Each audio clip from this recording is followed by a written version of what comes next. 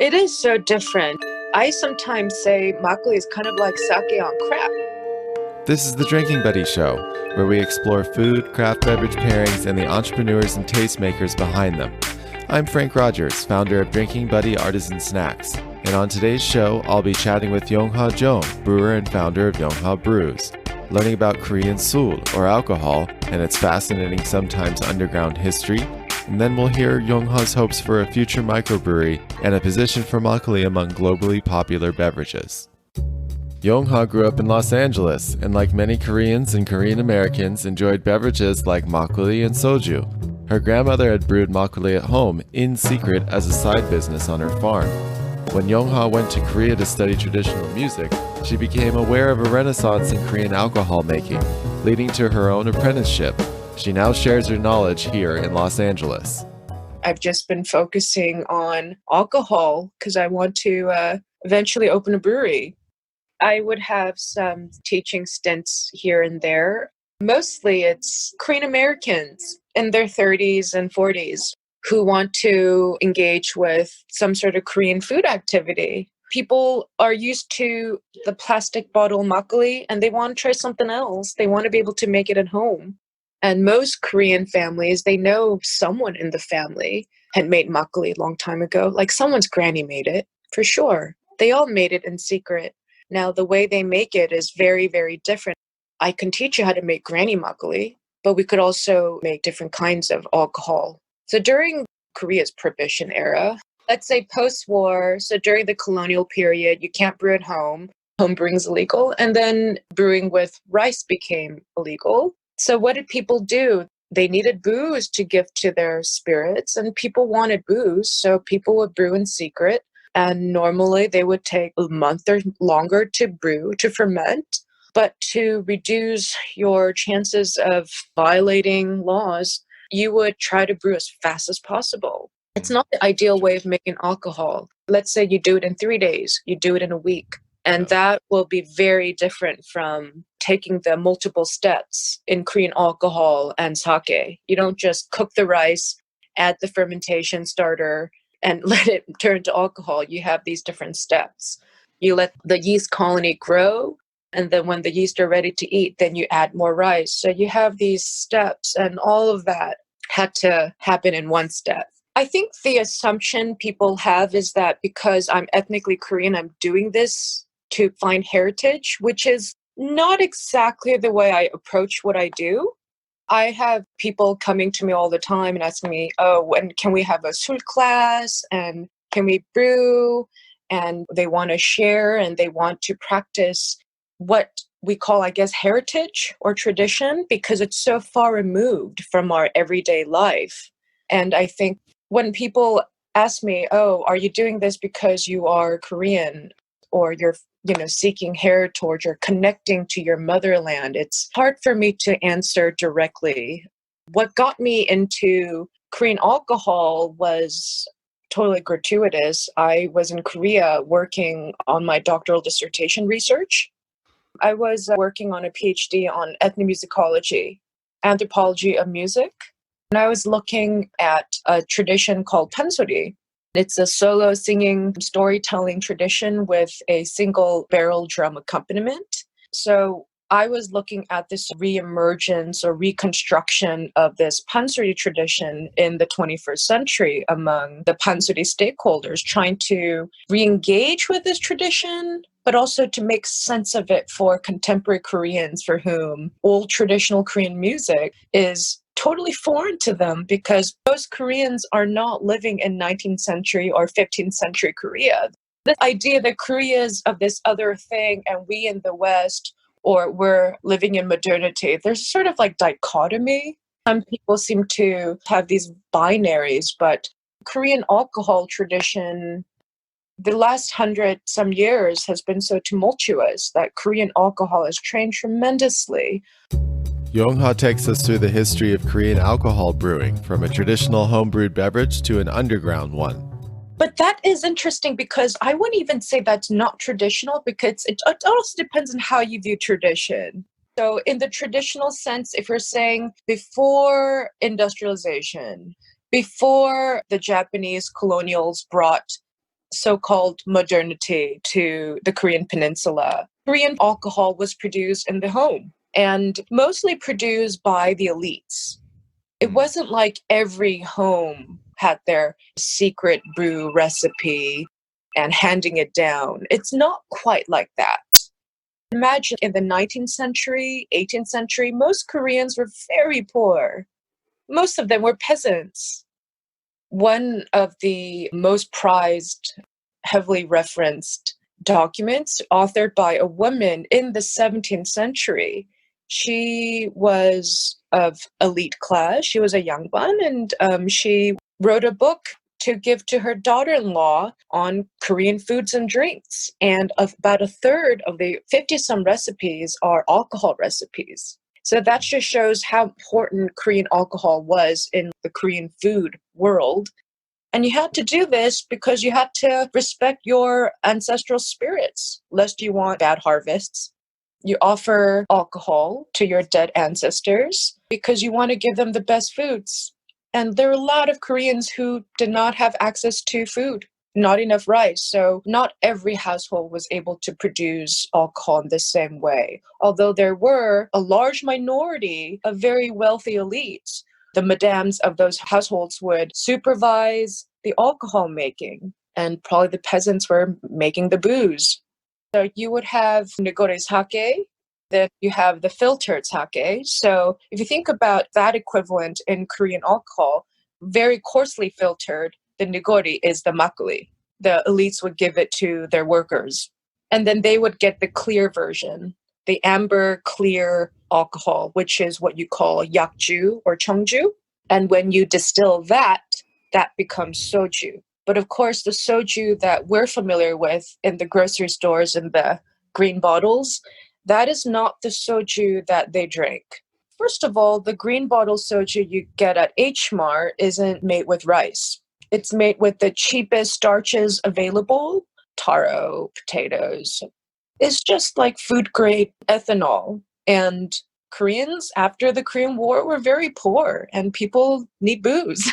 And they made it illegal. Park Chung-hee made it illegal to make booze with rice because of a rice shortage. And so you had this industry that came out of post-war Korea, and you made cheap booze for Koreans, and people got used to cheap booze. And you do that for several decades. People associate that with soju. And most Koreans in Korea actually have not had quote-unquote traditional soju. And in the last couple decades, there have been people studying these historical texts, trying to reconstruct, trying to understand what is Korean alcohol. So that is the backdrop. And I went to Korea to study tradition. And I realized that even though it's a different field, all the concepts there, this idea of revisiting what is quote unquote Korean, what is traditional, what is also contemporary, but also Korean, all these issues, they intersect in the Korean alcohol world as well. When Korea became colonized by the Japanese in 1910, everything changed. And that is when, in the 20th century, you could levy taxes on alcohol. That is when homebrewing became illegal. And the alcohol production in the home changed drastically. First, you don't want to pay fines. You could only brew alcohol if you have a brewery license. And that is when men became more active as brewers. It left the home and became a men's activity. And then you have the giants like Jinlo, kind of like the Anheuser-Busch equivalent of Korea. They define what is sool. But before the 20th century, it was all led by women. They would have recipes, they would show, it would be handed down in families. As for my grandmother, she had a farm, and there were people who would come to eat. The local laborers would come, and they need to eat, and they would ask for makgeolli. So she started making makgeolli to make a little extra money to feed her family. And that's what a lot of people did. I mean, people love booze. People need to drink. My granny, she grew wheat, she grew rice. So with the harvest, she would ferment coarsely grained wheat to make the fermentation starter. She'd ferment that for a few weeks, age that, and then when it's cooler and when you get the new rice harvest, and you start brewing.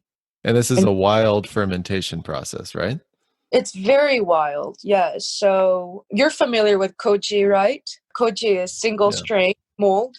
Imagine it's like wild koji, all the different kojis together. So whatever is in the environment. So you'd have different wild molds, wild yeasts, and all kinds of bacteria. They all grow together in a coarsely ground, generally wheat cake, nuruk, although it could be other grains. When it's great, it's amazing, but it is hard to control because they're wild. And I'm just sure. hoping that more and more people will get into researching nuduk. There's not enough research on nuduk, and once there is, I really do think that makgeolli it can really be a world drink. Everyone can have makgeolli the way we all enjoy wine and beer. So I'm hoping that I can take part in that journey. When we return, Yongha shares her goal for opening a microbrewery in Los Angeles. If you enjoy the show, be sure to subscribe and leave us a review. And if you'd like to support us, be sure to try our one-of-a-kind Japanese artisanal snacks and pick up a Drinking Buddy hat, coaster, and more. Go to www.thedrinkingbuddyshop.com and click on Shop. A microbrewery where you have a few food items to go with the alcohol. So it's brewed in-house, and when it's good, you serve it with good foods. That's how it was done in Korea a long time ago, and I feel that that's the way it should be. So you need that locality for people to appreciate this drink, because I don't want to pasteurize. I can't distribute widely. But now with this coronavirus, I got to just get to find a way to produce commercially. The unfortunate thing in Korea is you can homebrew now. You can't really do a microbrewery concept with food so easily. It's prohibitively expensive. It's just so expensive to run a business like that in Korea. So unless you've got your millions and millions, it's hard to implement that sort of concept, although that's available here. You don't have breweries in Korea where they brew on site and you have some food and you get to visit the brewery and talk to the brewer. I think if they were able to do that, traditional alcohol would be a lot more popular, but that isn't possible in Korea yet, and I hope that changes. Yongha explains the process of filtering sool to become makgeolli. When we say filtered, it's just you'd have very fine mesh. One way of doing it, I guess, is, you have like a wine press and you make sure that just the yeast are filtered out so it doesn't keep fermenting. But generally what people do and what people did is they would sew a mesh bag. You're just getting the liquid out at that Right. point. You're getting a little bit of the probably some like little of the proteins, little of the fibers and the minerals. You're getting so much, and generally that mixed with water is what people understand as makgeolli. But that makgeolli is also very different from the makgeolli, the commercially sold makgeolli. I was going to do a lecture on providing some sort of historical context to makgeolli, the different kinds of alcoholic beverages in Korea. One of the things I wanted to do was provide people, here's some commercial makgeolli, and it's consistent. It's great for what it is. And here are the different kinds of makgeolli that I am passionate about. Summer gets a bit hot, so brewing-wise, it's not ideal. I don't want people to buy all kinds of fancy gadgets to make some homebrewed makgeolli. It's unnecessary. Yeah. I think people do need that education awareness to know the different kinds of alcohol. I mean, you're used to Pabst beer and then you find a really nice farmhouse ale. It's a whole world of a difference, right? And I think people will get really into it. It's an explosion of flavor. So much going on. It's so complex. For a Korean American or someone that's part of that diaspora, there's obviously that heritage factor, but I think people that aren't Korean would still find it fascinating. It's such a different world, I think, than what they're used to in terms of alcohol. It is so different. I sometimes say makgeolli is kind of like sake on crack. The fermentation principles are very similar. The only difference is sake generally, it's not wild fermentation. It's very controlled. The sake researchers have researched all the different yeasts. They know exactly what kind of rice to use, what kind of water, what you sort of yeast, and then even before you brew what you're going to have. We don't have that for makgeolli yet. So it's in a sense Makgeolli is where beer and wine was 100 years ago, before it got industrialized, before it became the drink for the world. That's very exciting. My dream is to work with a bunch of scientists, and we're figuring out which different kinds of molds, which Aspergillus oryzae strain and kawachi and this other strain, along with these sorts of strange wild yeasts and rice varieties yield XYZ. That would be so fascinating. It's going to take a long time, but it's exciting. Yongha talks about the current state of makgeolli education. As for makgeolli education, there's a dearth of that. There is a friend of mine in New York, Ji-sung Chun. She's an excellent home brewer. She was a sommelier for Korean alcohol in Korea. There is Alice Chun in Brooklyn. She's opening up her makgeolli brewery this summer. There are lots of Korean Americans trying to get into the Korean alcohol game. I went to Korea and then I learned with different masters, and I think the anthropology background definitely helped. I mean, I'm fluent in Korean. It was kind of nice to be vindicated on my last trip. One of my master brewers told me, Yongha, you understand the tradition because you understand traditional Korean culture. You studied Pansu. You know what it's like to engage with the master. There's that sort of master and student sort of relationship. Your teacher is like your God. You learn, and I didn't learn for 15 years. I did several years, but that sort of experience is invaluable. So it also raises questions as to how I should commercialize or market my beverage, because it's such a personal, it is getting handed down from one person to the next, like doing no or shamisen or pansori. Tastes are changing, and Yongha wants to be there to capitalize on that change. Now there's more interest in Korean foods from Korean Americans. They want to support Korean American businesses. Sundubu, Korean food's gone so popular. And the only thing is now you have more of these more upscale type Korean restaurants, but then you don't have any Korean alcohol to really go with the foods. So there is that niche market. And I think people are open, definitely open. There was a event I provided some alcohol for, and there were all these musicians from the South. This was a small music event, and people from Texas, North Carolina, they're really loving the makgeolli. I was really surprised. I thought, maybe it's too dense, maybe it's too thick, too much going on, maybe a little too much funk for some folks. And no, I was really surprised just how well Southerners took to makgeolli at that event. Yongha has taught many classes and is always focused on driving home the tradition behind makgeolli. For most people, they just want to make a simple beverage like they're making kombucha. This isn't just like making kombucha. In some ways it is. A brewing science is a science. Nowadays, the education in Korean sool is very interesting. Most people, they're going to basically juku style learning programs, like a hagwon or a cram school. I mean, you're not going with other teenagers, mostly adults, and people are trying to rediscover what is Korean. I mean, most Koreans have never had quote unquote traditional alcohol. It's like, Americans, until people were really homebrewing and discovering different flavors and create new things, most people were used to Budweiser beer, and then their heads exploded. Right. It's like, whoa, there's this whole other world. We could do so many things with beer.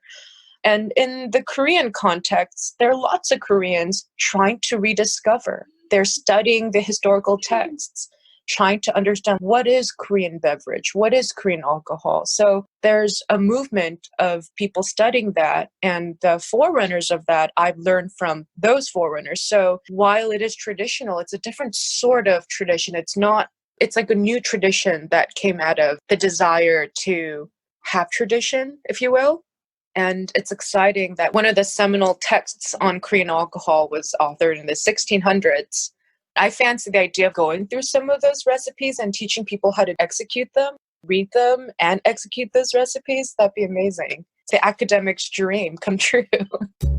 You can find Yongha on Instagram at Yongha Brews, that's YONGHA Brews, and visit her website at www.yonghabrews.com. Coming up on the Drinking Buddies show, I'll be having a few drinks with Adam and Beef, the hosts of the Virtual Pub podcast. We'll talk about the obscure island they met on, what brought them to Colorado and the craft beverage scene there, and we'll have them try one of our snacks. Thanks for listening to the Drinking Buddies show. Be sure to subscribe and share it with your buddies. Check out our latest artisanal snack offerings at www.thedrinkingbuddyshop.com and connect with us on Facebook, Instagram, and Twitter. Take care and drink well.